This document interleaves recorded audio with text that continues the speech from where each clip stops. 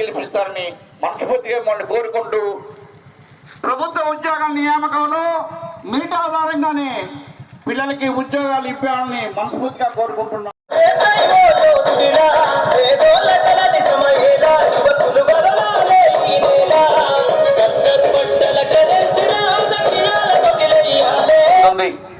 అలానే ఇంకో విషయం కూడా చెప్పాలి. ఒకప్పుడు ఏపీఎల్ చాలా పెద్ద పరిశ్రమ, కానీ ఇది కన్వర్ట్ అయిపోయింది. పరిశ్రమ లేకుండా చేయడం జరిగింది.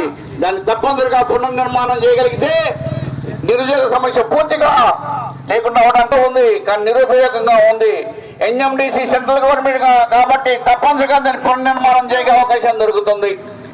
ఇంకో విషయం చెప్పాలి, రైతుకు మద్దతు ధర కావాలనుకుంటున్నా రైతు పండించిన పంటకి తప్పనిసరిగా ఖచ్చితంగా ఇవ్వకపోవడమే వల్ల రైతు చాలా పేదరికంలో అనుభవిస్తున్నాడు.